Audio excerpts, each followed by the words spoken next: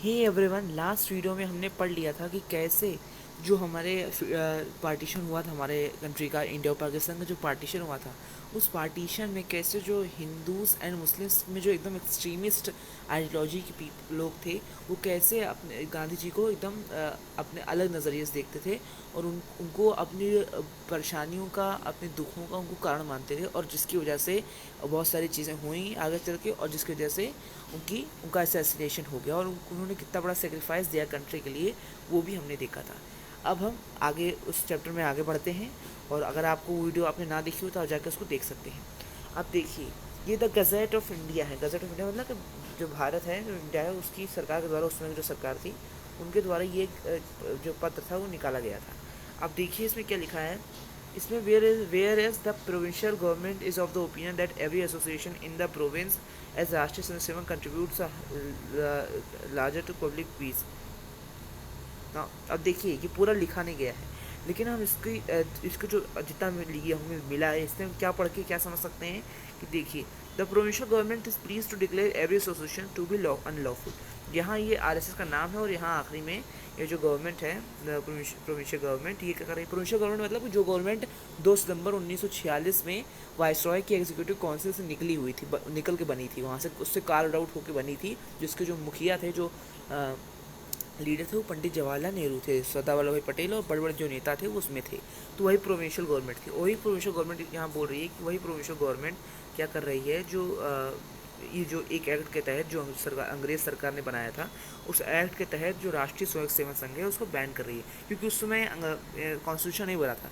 India का जो constitution है वो उस समय तक नहीं बना था, इसलिए यहाँ अंग्रेज़ जो कानून है, अंग्रेज़ों का जो कानून है, इंग्लिश लॉ को यहाँ बोला जा रहा है, उसके बारे में बोला जा रहा है, और उसके तहत क्या करा जा रहा है, जो राष्ट्रीय स्वयंसेवक संघ है, आरएसएस है, उसके यहाँ बैन करा जा रहा है। क्योंकि ऐसा माना जाता था कि जो नाथूराम गोडसे है, जो एक हिंदू फैनेटिक था जिसने गांधी जी का असैसिनेशन करा था, वो राष्ट्रीय स्वयंसेवक संघ से बिलोंग करता था। अब इसमें कितनी सच्चाई है, कितना झूठ है, that's a matter of another thing. अब चलिए, अब यहाँ equally and that India should not be a country to give superior status to the adherents of one faith and inferior to those who practice another religion. जो हमारे national leaders थे, उनका मानना था कि हर एक आदमी को, चाहे वो किसी भी रिलीजन से बिलोंग करता है, उसको हमें अच्छे से एकदम सेम पर्पज से, सेम आइडियोलॉजी से उसको देखना चाहिए, उसके साथ किसी भी तरीके का डिस्क्रिमिनेशन नहीं होना चाहिए। हमारे नेशनल लीडर्स का ये मानना था। और किसी एक फेथ के लोगों, किसी एक रिलीजन, किसी एक गॉड को मानने वाले लोगों के बीच में हमें डिस्क्रिमिनेशन नहीं करना चाहिए कि कोई एक गॉड को मानता है तो उसको हम ज़्यादा वरीयता दे रहे हैं, ज़्यादा उसको हम हाई स्टेटस दे रहे हैं, और कोई एक दूसरे गॉड को मानता है, दूसरे फेथ में विश्वास रखता है, दूसरे रिलीजन का अनुयायी है, तो उसको हम एकदम इन्फीरियर कंसीडर कर रहे हैं। All citizens would be equal irrespective of the religious affiliation.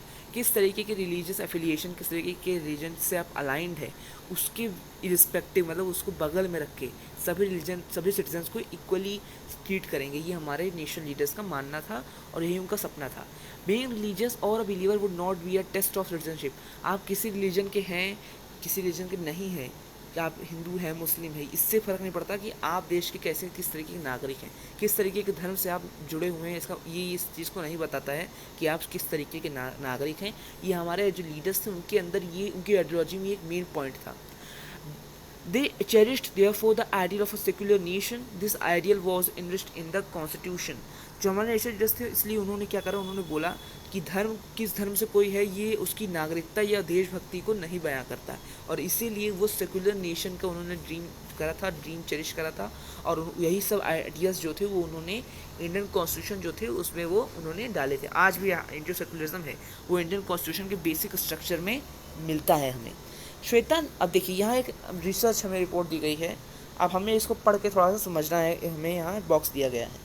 Shweta notice that her Nana maternal grandfather, Shweta जो नाना है, मतलब उनकी मम्मी के जो पापा हैं, would get every quite when ever anyone mention Pakistan. अब देखिए श्वेता जो थी, अब श्वेता हम लोग की तरह एक लड़की है, वो क्या, उसने क्या नोटिस करा कि उसके जो नाना हैं वो हमेशा दुखी हो जाते थे जब भी कोई पाकिस्तान बोलता था। One day she decided to ask him about it. एक बार श्वेता अपने नाना से जाकर सोची कि चलो उनसे जाकर पूछते हैं कि वो क्यों हमेशा पाकिस्तान को सुनने पे इतना नाराज़ हो जाते हैं। उस श्वेता सोची चलो जाकर पूछते हैं। नाना told her about how he move from Lahore to Ludhiana during partition. जो श्वेता का नाना है वो उनको बताते हैं कि कैसे वो लाहौर से लुधियाना पार्टीशन के दौरान वो कैसे लाहौर से लुधियाना आए थे। बहुत ही पार्टनर्स वर किल्ड, अरे बहुत ही सॉरी बहुत ही पेरेंट्स वर किल्ड। अब वो बताते हैं कि जब मैं लुधियाना से लाहौर से लुधियाना आ रहा था, मतलब लाहौर कहाँ है, पाकिस्तान में था, तो पार्टीशन हो गया तो लाहौर पाकिस्तान में चला गया था, लुधियाना जो आज का पंजाब है वहीं है लुधियाना, और तब भी लुधियाना आज के पंजाब में ही था पार्टीशन के बाद। ओके, बस उसके पहले तो सब एक ही थे, इंडिया पाकिस्तान। तो उन्होंने बोला कि वो अभी भी याद करते हैं कि कैसे वो लाहौर से लुधियाना आए थे और कैसे इस बीच आने में उनके दोनों माता पिता दोनों की ही मृत्यु हो गई थी। कौन बता रहे हैं? श्वेता के नाना बता रहे हैं। Even he would not have survived but a neighbouring Muslim family gave him shelter and kept him in hiding for several days. अगर वो भी सर्वाइव नहीं कर पाते, जो इनके नाना हैं श्वेता के, वो भी सर्वाइव नहीं कर पाते, उनको भी मार दिया जाता इन रिलीजियस राइट्स के बीच में, जो इतनी वो इतना जो कम्युनिज्म भड़का हुआ था उसके बीच में वो भी नहीं बच पाते। लेकिन एक जो मुस्लिम फैमिली थी, वो मुस्लिम फैमिली उनको शेल्टर दी, उनको खाने के लिए दी, उनको कपड़ा दी, उनको रखी अपने घर में, और जो इतने सारे रिलीजियस राइट्स हो रहे थे उनसे बचा कर रखी। They help him find some relatives and that is how he manage to cross the border and start a new life. जब लाहौर में वो थे तो बहुत सारे रिलीजियस राइट्स हो रहे थे। अब क्योंकि मैंने आपको पिछले वीडियो में बताया था, बहुत अच्छे से मैंने बताया आपको पिछली वीडियो में, या उसके पिछली वाली वीडियो में मैंने आपको बहुत अच्छे से बताया है कि जिस एरिया में हिंदू ज़्यादा होते थे वहाँ मुस्लिम्स के खिलाफ ज़्यादा हिंसा भड़कती थी, ज़्यादा वायलेंस भड़कता था, रिलीजियस राइट्स उनके खिलाफ ज़्यादा होती थी, रिलीजियस राइट्स में वो ज़्यादा मरते थे। और जिस एरिया में मुस्लिम ज़्यादा होते थे वहाँ हिंदूज़ के खिलाफ हिंसा ज़्यादा होती थी, हिंदू ज़्यादा मरते थे। मैंने आपको अच्छे से बताया है। और हिंदू जहाँ होते थे वहाँ मुस्लिम्स मरते थे, मुस्लिम जहाँ होते थे वहाँ हिंदू मरते थे। मैंने आपको बड़े अच्छे से बताया, आप जाके उसको पढ़ सकते हैं। वैसे ही जो लाहौर था उसमें वहाँ मुस्लिम्स मेजॉरिटी थी, क्योंकि पाकिस्तान मुस्लिम मेजॉरिटी के ऊपर बना हुआ था, और इसलिए मुस्लिम मेजॉरिटी जो थी वो हिंदू मेजॉरिटी के ऊपर वायलेंस कर रही थी। और इसीलिए जो श्वेता का नाना है, क्योंकि श्वेता नाम सुन के पता चलता है कि श्वेता क्या है कि हिंदू लड़की है, या जैन होगी, बौद्ध होगी, लेकिन क्योंकि मुसलमान नाम हमें नहीं लग रहा है, उर्दू या फारसी या अरब भाषा से आए वो शब्द नहीं लग रहा है हमें, इसलिए हमें ये मान सकते हैं कि श्वेता क्या है, श्वेता एक हिंदू है, उसके नाना भी क्या है, हिंदू हैं, ये हम मान सकते हैं। तो वही उसके नाना बता रहे हैं कि वो भी सर्वाइव नहीं कर पाते, लेकिन एक जो परिवार था उस परिवार की वजह से वो सर्वाइव कर गए। उस परिवार ने उनको बहुत दिनों तक अपने पास रखा, और जो रिलीजियस राइट्स होने थे उनसे बचा कर रखा इतने छोटे बच्चे को, और बहुत दिन तक रखा, एक दूसरे ने बहुत दिन तक रखा। They help him find some relatives. और उस लाहौर में जब इतना हिंसा भड़की हुई थी हिंदूज़ के खिलाफ, तो जो मुस्लिम फैमिली थी जिन्होंने श्वेता का नाना जी को रखा था अपने पास, उन्होंने कुछ रिलेटिव्स का इंतजाम करा और उन रिलेटिव्स के साथ उनको लाहौर से हिंदुस्तान भेजा, इंडिया भेजा। दे Similarly, there are many examples of Hindu families and others who helped, sheltered and saved the lives of Muslim families during the times of crisis and violence caused by partition. जैसे वहाँ हुआ कि Muslim family ने एक हिंदू मतलब श्वेता के नाना जी को अपने पास रखा, अपने शेल्टर के अंदर शेल्टर दिया उनको, और फिर बाद में रिलेटिव्स मिलने के बाद उनको भेज दिया। वैसे ही बहुत सारी ऐसी हिंदूज फैमिलीज थी जो मुस्लिम को हेल्प करी थी, मुस्लिम फैमिलीज़ को हेल्प करी थी, उनको अपने पास रखी, उनको शेल्टर दी थी, और वॉयलेंस खत्म होने के बाद उनको भेज दी थी। अपने देश को जाना चाहते तो अपने देश भेज दी थी, वरना उनको घर जाने दी थी। It shows the importance of compassion and solidarity on religious grounds in both communities. यह बताता है कि अगर कोई जो कम्युनिटी है, कोई भी कम्युनिटी है, चाहे वो किसी भी तरह की कम्युनिटी है, अलग अलग कम्युनिटियाँ हैं, ओके, जितनी भी कम्युनिटीज़ होती हैं, अगर उनके बीच में कंपैशन हो, सॉलिडारिटी हो, तो कोई भी रिलीजियस वायलेंस नहीं होगी, बहुत अच्छे से लोग रह सकते हैं। और इतनी वायलेंस के बीच में जब ये लोग इतने अच्छे से रहे हैं, तो फिर जब नॉन वायलेंस नहीं होगा तब कितने अच्छे से लोग रह सकते हैं। तो इसीलिए जो ये टू नेशन थ्योरी थी वो बहुत अच्छे से यहाँ डिबंक हो रही है कि टू नेशन थ्योरी जिसके लिए बोला जाता है कि दो कम्युनिटीज़ एक साथ नहीं रह सकती हैं, वो यहाँ डिबंक हो रही है वो थ्योरी, क्योंकि लोग रह सकते हैं। और इसको हमने कब देखा है? जब एकदम वॉयलेंस हो रही थी, एकदम रिलीजियस राइट्स हो रहे थे, तब हमने इसको देखा है। Have you heard a similar story? Ask your grandparents or anyone of that generation about their memories of Independence Day, about the celebration, about the trauma of partition, about the expectations they had from independence. अब देखिए, आप अपने दादाजी से या कोई भी अगर बहुत ओल्डर मेंबर हो आपकी फैमिली में, जिसको आप जो ऐसा हो जो उसने इंडिपेंडेंस देखी हो, 10 साल का हुआ हो, जब 20 साल का उस समय रहा हो, तो आप उससे जाके पूछिए उस मेंबर से आपके फैमिली के कि इंडिपेंडेंस डे से कौन सी मेमोरीज उनके साथ जुड़ी हुई हैं, अच्छी मेमोरीज हैं, गंदी मेमोरीज हैं, और इंडिपेंडेंस डे पर उन्होंने कैसा सेलिब्रेशन करा था, और क्या पार्टीशन का ट्रॉमा उनके अंदर है, और क्या ट्रॉमा है तो किस प्रकार का ट्रॉमा है, किस इंसिडेंट से जुड़ा हुआ है, ये सब आप जाकर उनसे पूछिए। और किस तरीके के एक्सपेक्टेशंस जो थी वो उनके पास थी। अब इंडिपेंडेंस से लेकर के इंडिपेंडेंस मिल जाएगी तो ये सब हो जाएगा, इतनी तरक्की हो जाएगी, इतनी डेवलपमेंट हो जाएगी, हमें फ्रीडम मिल जाएगी, सब मिल जाएगी, इक्वालिटी मिल जाएगी। तो किस तरीके की एक्सपेक्टेशंस उनके पास फ्रीडम से थी, उनको लग रहा था कि सब चीज़ें हो जाएंगी। Write down at least 2 of the stories, और आप इन दोनों में से कोई भी स्टोरीज लिख सकते हैं। आप चाहें तो कमेंट बॉक्स में लिख सकते हैं, मैं आपको बताऊंगा कि मुझे कैसा लगा उस स्टोरीज को पढ़ के। ओके, आप इसकी एक्टिविटी आप ज़रूर करिएगा, बहुत अच्छी activity. Integration of princely states. अब देखिए, पार्टीशन हो गया, पार्टीशन को जैसे तैसे संभाला गया, थोड़ा मोड़ा संभल गया पार्टीशन। पार्टीशन जो रिलीजियस राइट्स हुई थी उस सब हो रहा था, रिहेबिलिटेशन हुआ थोड़ा मोड़ा, और उसको थोड़ा संभाल लिया गया। लेकिन अब जो अगला चैलेंज था हमारे नेशनल लीडर्स के सामने, वो था प्रिंसली स्टेट्स का इंटीग्रेशन। प्रिंसली स्टेट्स क्या थे, आइए देखते हैं। British India was divided into what were called the British Indian provinces and the princely states. अब ब्रिटिश इंडिया जैसे आज का हम इंडिया देखते हैं एकदम जुड़ा हुआ है, वैसा नहीं था। ब्रिटिश इंडिया बहुत डिवाइडेड था। एक ब्रिटिश इंडियन, बहुत सारे ब्रिटिश इंडियन प्रोविंसेस थे जिसमें डिवाइडेड था, और कुछ प्रिंसली स्टेट्स थे जिसमें डिवाइडेड था। The British Indian provinces were directly under the control of the British government. जो ब्रिटिश इंडियन प्रोविंसेस थे, मतलब जो ब्रिटिश के द्वारा कंट्रोल किए जा रहे प्रोविंसेस थे, वो ब्रिटिश सरकार के अंदर आते थे। On the other hand, several large and small states ruled by princes called the princely states enjoyed some form of control over their internal affairs as long as they accepted British supremacy. अब बहुत सारे हमारे India में independence के पहले ऐसे states थे, ऐसे टेरिटरीज थे जिनको प्रिंस रूल करते थे, या जहाँ मोनार्की चलती थी। ओके, हम कह सकते हैं राजा महाराजाओं का शासन चलता था, तो वहाँ क्या करते थे, प्रिंस रूल करते थे, जिसको प्रिंसली स्टेट कहा गया है, प्रिंसली स्टेट्स थे। ओके, और वो बहुत अपने इंटरनल अफेयर्स पे उनका अच्छा खासा कंट्रोल रहता था उन राजा महाराजाओं का। कब तक कंट्रोल रहता था, जब तक वो अंग्रेज़ों की बातें सुनकर सारा काम उनके कहे अनुसार करते रहे, तो उनका इंटरनल अफेयर्स पर कंट्रोल रहता था। और अगर वो अंग्रेज़ों की बात नहीं सुनते थे तो अंग्रेज़ लोग आके उनको हटा के उनका तख्ता पलट करके खुद बैठ जाते थे। दिस वॉज कॉल्ड पैरामाउंसी और suzerainty of the British crown. Princely states covered 1/3 of the large land area of the British Indian Empire and one out of 4 Indians lived under princely rule. अब देखिए, अब इसको देखा जाता है जो चीज़ें हो रही थी कि इंटरनल अफेयर्स पे, अगर इंटरनल अफेयर्स पे उनको कंट्रोल मिला हुआ था प्रिंसली स्टेट को, कब मिला हुआ था, अगर वो ब्रिटिशर्स की बात माने, इस कंडीशन में उनको मिला हुआ था। तो यहाँ भी पता चलता है कि ब्रिटिश कितने पैरामाउंट थी उस समय ब्रिटिशर्स की। और प्रिंसली स्टेट जो थे वो ब्रिटिश इंडियन एम्पायर का, जो प्रिंसली स्टेट्स उस समय थे वो ब्रिटिश इंडियन एम्पायर का, जो ब्रिटिश इंडियन एम्पायर था पूरा, जो इंडिया था उस समय का, उसका 1/3 एरिया उनके पास था, प्रिंसली स्टेट्स के पास। और हर 4 में से एक भारतीय प्रिंसली स्टेट के अंडर था, किसी न किसी प्रिंसली स्टेट के अंडर रहता था, लिव करता था, वहाँ रहता था। ओके, तो ये बहुत व्यापक परेशानी थी। क्यों? क्योंकि 4 में से हर एक भारतीय बताओ प्रिंसली स्टेट्स में रहता है, तो अगर हम हर एक प्रिंसली स्टेट को भारत से अलग कर दें, क्योंकि आगे चल के अंग्रेज़ों ने बोल दिया था जब आज़ादी मिल रही थी कि आप प्रिंसली स्टेट्स, उन्होंने बोला था कि अगर आप चाहें तो पाकिस्तान से मिल सकते हैं, चाहे तो इंडिया से मिल सकते हैं, या चाहें तो फ्री रह सकते हैं, अपना अच्छे से रूल कर सकते हैं। तो इसीलिए भारत को इतने खंडों में विभाजित देखकर कैसा हो सकता था। सोचिए, हर 4 में से एक भारतीय एक अलग राज्य में फिर मिलता, एक अलग देश बन जाता, हर एक जो प्रिंसली स्टेट्स था उसका एक अलग देश बन जाता, तो कैसा होता। ओके, तो उसी चीज़ को टैकल कर, ये बहुत बड़ी प्रॉब्लम बन गई थी, और इसीलिए इसको टैकल करना बहुत ज़रूरी था। The problem, just before independence, it was announced by the British that with the end of their rule over India, paramountcy of the British crown over princely states would also lapse. तो इसीलिए जो वो तक देश को control कर रहे थे इतने सालों से प्रिंसली स्टेट्स के ऊपर, कि अगर इंटरनल अफेयर्स में अगर तुमको कंट्रोल चाहते हो तो हमारे जो हम बोलें वो करो, ये लोग ऐसा बोल के लोग प्रिंसेस से प्रिंसली स्टेट्स पर रूल करवाते थे।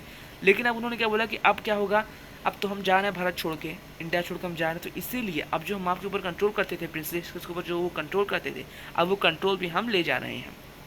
आप चाहें तो इंडिपेंडेंट रह सकते हैं, चाहे तो इंडिया से जुड़ सकते हैं, चाहे तो पाकिस्तान से जुड़ सकते हैं। This meant that all these states as many as 565 in all would become illegally independent.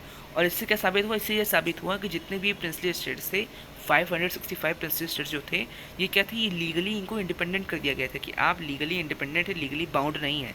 आप चाहें तो कुछ भी कर सकते हैं अपने साथ, आप चाहें तो इंडिया के साथ जुड़ सकते हैं, पाकिस्तान को जुड़ सकते हैं, या इंडिपेंडेंट रह सकते हैं। This decision was left not to the people but to the princely rulers of the states. अब जो डिसीजन था कि आपको इंडिया के साथ जुड़ना है, पाकिस्तान से जुड़ना है, फ्रीली रहना है, अब ये जो डिसीजन था ये पीपल का नहीं था। जो स्पेशल स्टेट्स में जो लोग रह रहे थे उनके पास डिसीजन मेकिंग पावर नहीं थी, लेकिन जो स्पेशल स्टेट्स के रूलर थे उनके पास ही पावर थी। तो ये भी एक प्रॉब्लम थी, क्योंकि अब क्या है, पीपल की जो विल है उनके बारे में कोई सुनेगा नहीं। प्रिंस स्टेट्स के जो रूलर्स रहेंगे वो क्या करेंगे, वो अपने मत का देखेंगे कि हमें कहाँ फ़ायदा मिल रहा है और उस तरफ वो अलाइन हो जाएंगे। तो ये भी एक परेशानी थी। This was a very serious problem and could threaten the very existence of United India. अब जिस यूनाइटेड सपना देखा, यूनाइटेड इंडिया का सपना देखकर हमारा फ्रीडम मूवमेंट लड़ा गया था, इतना बड़ा फ्रीडम मूवमेंट गांधी जी ने, नेहरू जी ने, सब ने लड़ा था, भगत सिंह, जितने हमारे रेवोल्यूशनरीज थे, चाहे वो राम प्रसाद बिस्मिल, लोग, हर एक इंसान जिसने हमारा फ्रीडम मूवमेंट लड़ा था उसने यूनाइटेड इंडिया का सपना देखा था। उसने ये नहीं सोचा था कि ये अलग हो जाएगा भारत, ये ऐसे हो जाएगा भारत, उसने ये नहीं सोचा था। तो इसीलिए अब ये जो प्रॉब्लम सामने आ गई थी, क्या सामने आई थी प्रॉब्लम, प्रिंसली स्टेट्स वाली प्रॉब्लम। इसीलिए जो प्रॉब्लम सामने आई थी ये इंडिपेंडेंस, यूनाइटेड इंडिपेंडेंट इंडिया का जो सपना था उसको थ्रेटन कर रही थी, उस सपने को तोड़ने की कोशिश में लग गया था ये problem. The problems started very soon. अब क्या था, ये जो प्रॉब्लम्स थी ये बहुत जल्दी शुरू हो गई। पार्टीशन की प्रॉब्लम थोड़ी सी खत्म हुई थी कि प्रॉब्लम भी शुरू हो गई। First of all the ruler of Travancore announce that the state had decided on independence. Travancore के जो उस समय के राजा, त्रावणकोर मतलब कि आप जो हमारा केरल है वो उस समय त्रावणकोर था। तो त्रावणकोर के जो उस समय के रूलर थे उन्होंने बोल दिया कि जो त्रावणकोर राज्य था इतने सालों से प्रिंस स्टेट था, वो अब क्या है, वो एक देश बन गया है, उसने इंडिपेंडेंस पा ली है। ओके, उन्होंने ये बोल दिया। The Nizam of Hyderabad made a similar announcement the next day. जो हैदराबाद का निज़ाम था उन्होंने भी यही बोला कि हम क्या है, अब हम एक अलग देश बनने जा रहे हैं, प्रिंस स्टेट से अब हम एक देश बनने जा रहे हैं। Travancore, Hyderabad, rulers like the Nawab of Bhopal were averse to joining the जग कॉन्स्टिट्यूंट असेंबली। जो नवाब, बंगाल के जो नवाब थे, भोपाल के जो नवाब थे, बंगाल के भी थे, भोपाल के भी थे, जो भोपाल के जो नवाब थे उन्होंने क्या बोला था, उन्होंने कॉन्स्टिट्यूंट असेंबली जाने से मना कर दिया था कि हम कॉन्स्टिट्यूंट, क्योंकि आप जानते हैं एक कॉन्स्टिट्यूंट असेंबली बनी थी, आपने 8th में पढ़ा होगा, एक कॉन्स्टिट्यूंट असेंबली थी जो हमारे कॉन्स्टिट्यूशन को बनाने के लिए काम करी थी, और उसी कॉन्स्टिट्यूशन के बनने के बाद इंडिया को पूरी तरीके से फ्रीडम मिल गई थी, पूरी तरीके से इंडिपेंडेंट हो गया था इंडिया। ओके, पूरी तरीके से सॉवरेन हो गया था, हम सब जानते हैं वही कॉन्स्टिट्यूशन। तो उसी कॉन्स्टिट्यूशन को बनाने के लिए कॉन्स्टिट्यूंट असेंबली बनी थी। इसमें हमारे जवाहरलाल नेहरू थे, सरदार वल्लभ भाई पटेल थे, डॉक्टर राजेंद्र प्रसाद थे, सबसे बड़े डॉक्टर BR अम्बेडकर थे, जिनका सबसे ज़्यादा कॉन्ट्रीब्यूशन कहा जाता है कि था। ओके, तो सब लोगों थे उसी कॉन्स्टिट्यूंट असेंबली को में ज्वाइन करने से भोपाल जिसमें के नवाब थे उन्होंने मना कर दिया था। Okay, this response of the rulers of the Ministry states meant that after independence there was a very real possibility that India would get further divided into a number of small countries. अभी सब independence के पहले ये सब चीज़ें हो रही थी, और ये सब चीज़ें होते देख सब चीज़ें शुरू हो गई थी, इंडिपेंडेंस के पहले शुरू हो गई थी, लेकिन आगे चल के और बड़ी कब बनी, जब पार्टीशन की जो प्रॉब्लम थी वो थोड़ी थोड़ी खत्म होने लगी, तो ये सब प्रॉब्लम और बड़ी हो गई। ओके, तो अब देखिए क्या हुआ। अब जो प्रेसिडेंट के जो रूलर थे उन्होंने जिस तरीके से वो कर रहे हैं कि कॉन्स्टिट्यूशन असेंबली में नहीं जा रहे हैं, अपना अलग से वो अपने राज्य को गवर्नर करने की सोच रहे हैं, तो ये सब जो चीज़ें थी, इससे क्या हुआ, इससे लगने लगा कि अब जैसे ही इंडिपेंडेंस मिलेगी वैसे ही जो इंडिया है वो बहुत सारे फ्रेगमेंट्स में डिवाइड हो जाएगी, और इस फ्रेगमेंट्स में, इतने सारे फ्रेगमेंट्स में डिवाइड होने के कारण जो यूनाइटेड इंडिया का सपना था वो अब धुंधला दिख रहा था लोगों को। The prospects of democracy for the people in these states also looked bleak. अब डेमोक्रेसी के बारे में इस ऐसे प्रिंसली स्टेट्स में, ऐसे प्रिंसली टेरिटरीज में लोग क्या सोचते थे, ये भी बहुत थोड़ा कॉन्ट्रोवर्शियल है, क्योंकि डेमोक्रेसी के बारे में इतना उस समय के लोग इतना पॉजिटिव नहीं सोचते थे, खासकर प्रिंसली स्टेट्स के लोग। This was a strange situation since the Indian independence was aimed at unity, self-determination as well as democracy. अब देखिए हमारा जो इंडिपेंडेंस मूवमेंट था वो यूनिटी, सेल्फ डिटर्मिनेशन और डेमोक्रेसी, इन 3 मूल्यों पर टिका हुआ था। हमारा इंडिपेंडेंस मूवमेंट जो हमारा इंडियन इंडिपेंडेंस था उसमें उसकी भी यही मानी गई थी कि जब भी इंडिया आज़ाद होगा तो डेमोक्रेसी आएगी इंडिया में, और सब लोग यूनिटी के साथ रहेंगे और सेल्फ डिटर्मिनेशन होगा। ओके, मतलब सब लोग साथ में रहेंगे, कोई किसी के साथ भेदभाव नहीं होगा, धर्म के आधार पर, जाति के आधार पर, लिंग के आधार पर किसी तरीके का भेदभाव नहीं होगा, डेमोक्रेसी रहेगी, लोग अपनी सरकार नहीं चुनेंगे, किसी और सरकार के नीचे नहीं दबेंगे। ये सब चीज़ सोची जा रही थी। अब प्रिंसिपल्स के लोगों की में डेमोक्रेसी के बारे में अच्छा, उनके पास आइडियल ही नहीं है, वो डेमोक्रेसी को अच्छा समझते ही नहीं है, और प्रिंसिपल्स को भारत में जुड़ना जरूरी है, वरना यूनाइटेड इंडिया का सपना खत्म हो जाएगा, ऐसे अलग अलग फ्रेगमेंट से इंडिया डिवाइड हो जाएगा। In most of these states, governments were run in a non-democratic manner and the rulers were unwilling to give democratic rights to their population. अब देखिए मैंने आपको बताया ना कि जो रिस्पॉन्सिबिलिटी थी कि किस देश के साथ जाना है, इंडिया के साथ जाना है, पाकिस्तान के साथ जाना है या इंडिपेंडेंट रहना है, ये प्रिंसेस स्टेट्स के रूलर को दे दी गई थी। अब रूलर अपने लिए काम करेगा, ना कि जनता के लिए। ओके, क्योंकि यहाँ तो डेमोक्रेसी है नहीं, यहाँ तो मोनार्की है। आजकल डेमोक्रेसी में तो जो रूलर्स हैं, जो पॉलिटिशियंस हैं, वो जनता के लिए काम ही नहीं करते हैं। मोनार्की में क्या करते होंगे? तो इसीलिए जो रूलर्स हैं उनका वो अपने हित के लिए काम करेंगे, और इसीलिए फॉर दैट ओनली क्या हुआ, जो रूलर्स थे वो अब, क्योंकि अगर वो भारत से जुड़ जाते तो उनको अपने लोगों को डेमोक्रेटिक राइट्स देनी पड़ती, अपने जो सिटीजन्स थे उनको डेमोक्रेटिक राइट्स देनी पड़ती, और इसीलिए फॉर दैट ओनली वो भारत में नहीं जुड़ना चाहते थे। और पाकिस्तान से भी शायद वो इसीलिए बहुत सारे प्रेसिडेंट्स नहीं जुड़ना चाहते थे, क्योंकि उनको लगा कि कहीं पाकिस्तान में भी डेमोक्रेसी ना है। हालांकि पाकिस्तान में आज भी एक तरीके की मिलिट्री डिक्टेटरशिप भी देखने को मिलती है। Government's approach. The interim government took a firm stance against the possible division of India into small principalities of different sizes. अब हमारे जो इंटरिम गवर्नमेंट थी, जो मैंने आपको बताया ना, अंतरिम सरकार, प्रोविजनल गवर्नमेंट थी, उसको ही इंटरिम गवर्नमेंट भी कहा जाता था। तो वही जो इंटरिम गवर्नमेंट थी उसने सोचा कि भारत को अलग अलग टुकड़ों, अलग अलग साइजेस में तो हम बटने नहीं देंगे, अलग अलग प्रिंसिपलिटीज़ में तो हम बटने नहीं देंगे, और इसीलिए उन्होंने एक स्टेप लिया। Under the Mountbatten plan the states were free to join India और Pakistan. Sardar Patel was India's deputy prime minister and the Home Minister during the crucial period immediately following independence.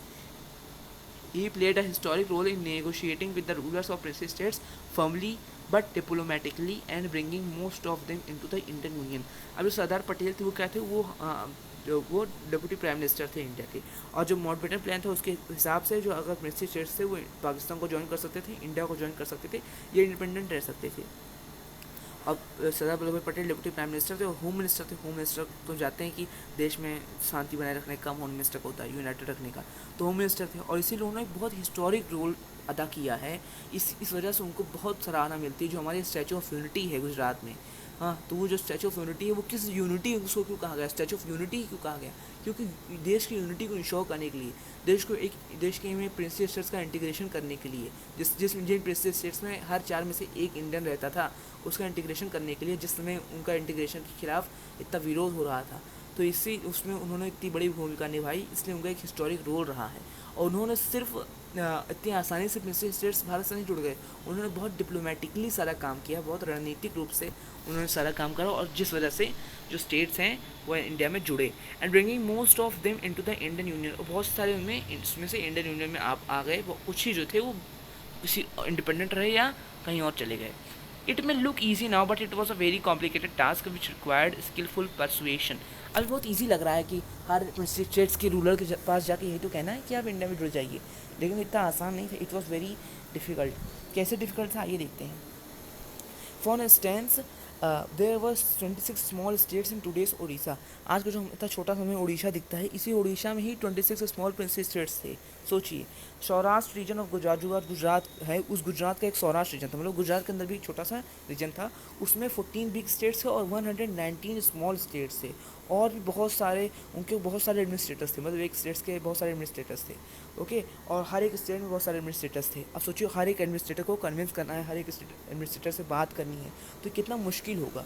मतलब कि 565 या 62 प्रिंसली स्टेट्स, सोचिए इतने सारे प्रिंसली स्टेट्स से जाके बात करना, उनको इंडिया में मिलाना, एक यूनाइटेड इंडिया को खड़ा करना, ये कितनी बड़ी चीज़ थी, और जिसको हमारे सरदार वल्लभ भाई पटेल जी ने बहुत अच्छे तरीके से इस रिस्पॉन्सिबिलिटी को निभाया, जिसके लिए आज भी even his opposers, his critics bow before him for these things. The government's approach was guided by 3 considerations. Government की जो अप्रोच थी प्रिंसली स्टेट्स के इंटीग्रेशन से डील करने की, वो 3 कंसिडरेशन से गाइड हुई। Firstly, the people of most of the princely states clearly wanted to become part of the Indian union. अब देखिए, जहाँ तो जो प्रिंसली स्टेट्स के रूलर थे उनको इंडियन यूनियन का पार्ट बनना, मतलब बनना चाहते थे, क्योंकि डेमोक्रेसी का आइडिया तक क्लियर नहीं था, लेकिन इंडियन यूनियन का पार्ट वो बनना चाहते थे। इंडियन यूनियन का जो पार्ट है वो बनना चाहते थे कि हम इंडिया के साथ ही जाएंगे, इंडिया में ही रहेंगे, वो बनना चाहते थे। Secondly, the government was prepare to be flexible in giving autonomy to some regions. और जो गवर्नमेंट थी वो प्रिपेयर थी कि उसको कुछ रीजन्स को ऑटोनॉमी देनी पड़ेगी। शुरू में गवर्नमेंट सोचा था कि कोई ना कोई ऐसा स्टेट जरूर होगा, या कुछ स्टेट ऐसे ज़रूर होंगे जो एकदम से नहीं बोल देंगे कि हम इंडिया के साथ मर्ज हो रहे हैं। उनको कुछ ना कुछ ऑटोनॉमी देनी पड़ेगी, कुछ ना कुछ उनको अथॉरिटी देनी पड़ेगी, जिससे उन्हें लगे कि even after joining with India they are free and they can take some steps for their freedom, for their life. Okay, तो इसीलिए उन्होंने क्या सोचा कि कुछ ऐसे रूलर्स होंगे जिनको हम कुछ ऑटोनॉमी उनके रीजन्स की दे देंगे। The idea was to accommodate plurality and adopt a flexible approach in dealing with the demands of the regions. अब जो अलग अलग रीजन्स इतने अलग प्रिंसेस स्टेट्स हैं, उनकी डिमांड को बहुत आसानी से और उनको आसानी से समझाने और बिना किसी वॉयलेंस का, बिना किसी बड़े कंट्रोवर्सी का कोई इजाद करे हुए बड़ी आसानी से लोगों को मिला लेने का, लोगों को इंडिया में इंटीग्रेट करने लेने की बहुत अच्छी विचारधारा थी, बहुत अच्छा रणनीतिक सूत्र था, और इसी वजह से ऑटोनॉमी देने का भी ये बहुत अच्छा स्टेप था। फ्लेक्सिबल अप्रोच थी, फ्लेक्सिबल थी। Thirdly, in the backdrop of partition, which brought into focus the contest over demarcation of country, the integration and consolidation of the territorial boundaries of the nation had assumed supreme importance.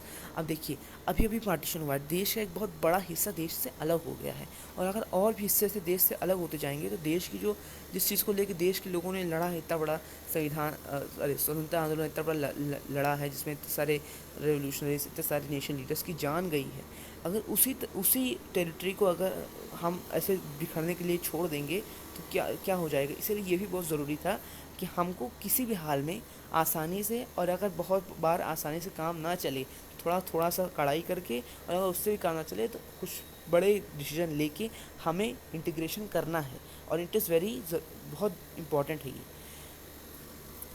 Before 15 August 1947, peaceful negotiations had brought almost all states whose territories were contiguous to the new boundaries of India into the Indian Union. आप सोचिए 15 अगस्त 1947, ये partition के पहले ही जो problems थी, बहुत सारी problems जो सॉल्व हो गई थी। प्रॉब्लम्स जो थी वो पार्टीशन के बाद भी नहीं, ऐसा नहीं था कि नहीं रही, पार्टीशन के बाद प्रॉब्लम्स जो थी वो थोड़ी मोड़ी प्रॉब्लम्स जो लग रही थी खत्म हो जाएंगी, वो और एक्सलेट हो गई, लेकिन जहाँ तक जो अपने स्टेट्स थे वो मर्ज हो गए इंडिया के साथ, उनमें ज़्यादा प्रॉब्लम नहीं आई, लेकिन उन्हें संघर्ष करना पड़ा। ओके, तो वो जुड़ गए। The rulers of most of the states signed a document called instrument of accession. एक डॉक्यूमेंट है इंस्ट्रूमेंट ऑफ एक्सेशन, एक्सेशन मतलब जुड़ना, मर्ज होना। तो बहुत सारे जो प्रिंसेस स्टेट्स हैं उनको एक डॉक्यूमेंट दिया गया, और उस डॉक्यूमेंट पर उन्होंने साइन करा, उस प्रिंसेस स्टेट के रूलर ने साइन करा, विच meant that their state agreed to become a part of the Union of India। और ये जो इंस्ट्रूमेंट ऑफ एक्सेशन था, ये जो डॉक्यूमेंट था, इसको साइन करने का मतलब ये था कि वो जो रूलर जिसने साइन करा है वो अपने प्रिंसेस स्टेट को इंडिया का पार्ट, इंडिया यूनियन का पार्ट बनाना चाहता है। Accession of the princes states of Junagadh, Hyderabad, Kashmir and Manipur prove to more difficult than the rest. Kashmir, Manipur, Junagadh, Hyderabad, ये जितने भी प्रिंसेस स्टेट्स हैं, इनका इंडिया में मर्ज होना ज़्यादा डिफिकल्ट था, और जितने भी सारे प्रिंसेस स्टेट्स, मतलब इतने सारे प्रिंसेस स्टेट्स थे, 500 से ज़्यादा प्रिंसेस स्टेट्स थे, उन 500 प्रिंसेस से भी ज़्यादा स्टेट्स को जोड़ना इतना मुश्किल नहीं था जितना इन चारों को जोड़ना था। सोचिए, इतने सारे प्रिंसेस स्टेट्स हैं 500, उनको मिलाकर भी इन चारों के मुकाबले वो जो परेशानी वो नहीं आई। Okay, the issue of Junagadh was resolved after a plebiscite confirm people's desire to join India. Junagadh का जो केस था उसमें क्या हुआ कि अब इसमें प्रिंसेस स्टेट के रूलर के द्वारा से ज़्यादा नेगोशिएशन नहीं करी गई, लेकिन जहाँ जो वहाँ के लोग थे उनके बीच में एक प्लेबिसाइड करवाया। प्लेबिसाइड मतलब जहाँ लोग किसी एक इंस्टेंटेनियस पॉलिसी या इंस्टेंटेनियस डिसीजन के लिए वोट देते हैं कि जिस तरफ ज़्यादा वोट पड़ता है, जिस पॉलिसी की तरफ, उसको ही क्या कहते हैं, उसी पॉलिसी को अडॉप्ट किया जाता है, उसको हम लोग प्लेबिसाइड कहते हैं। ओके, और उस प्लेबिसाइड से हमें क्या पता चला, जूनागढ़ के प्लेबिसाइड से कि जो लोग हैं उनका डिज़ायर है इंडिया को ज्वाइन करने का। You will read about Kashmir in chapter 7। Here let us look at the cases of Hyderabad and Manipur. Kashmir को कैसे इंटीग्रेशन हुआ इंडिया में, कश्मीर भी प्रिंसेस स्टेट था, उसका कैसे इंटीग्रेशन हुआ वो हम चैप्टर 7 में पढ़ेंगे। चैप्टर 7 बहुत अच्छा चैप्टर, वो भी आप पढ़ेंगे तो उसमें बताया जाएगा। तो ठीक है, तो उसको भी मैं आगे चल के आपको पढ़ाऊँगा। लेकिन यहाँ हम क्या करेंगे, यहाँ हम हैदराबाद और मणिपुर के केसेस को देखेंगे। जूनागढ़ हमने देख लिया है जहाँ एक प्लेबिसाइड हुआ था। ओके, अब हैदराबाद और मणिपुर हमारे पास 2 केसेस हैं, चलिए इनको जल्दी से देख लेते हैं। हैदराबाद में क्या हुआ, अच्छा ठीक है, यहाँ इस वीडियो में इतना ही। नेक्स्ट वीडियो में हम और आगे बढ़ेंगे। नेक्स्ट वीडियो में हम हैदराबाद से शुरू करेंगे और जो मणिपुर है उसको ख़त्म करते करते चैप्टर के कंक्लूजन पर पहुँचेंगे। ठीक, तब तक के लिए आपका धन्यवाद। ऐसी जो मैं वीडियोस बना रहा हूँ, इसको आप पढ़ने के बाद एक बार इसको सारे जितना मैंने पढ़ाया होता है उसको आप एक बार रीड कर लीजिए एनसीईआरटी, और कुछ क्वेश्चंस आपको देखने होंगे कि इन जो आपने पढ़ा है उनमें से कौन कौन से क्वेश्चंस बन सकते हैं। और आपको जो एनसीईआरटी की देखिए, जो यहाँ लाइन है ये वाली, ये जो हमारे पास लाइन होती है एनसीईआरटी में, यहाँ जो जगह होती है यहाँ, इस पर ही आपको उन सारे क्वेश्चंस को लिख लेना है। और आप चाहे तो कोई एक तरफ नोटबुक ले सकते हैं, उसमें वो सारे क्वेश्चंस लिख के और फिर उनका आंसर वहीं at the same time you can write. तो उससे आप क्या होगा, उससे आपको रिवाइज होता रहेगा जो आपको पढ़ाया जा रहा है। Okay, thank you for your cooperation.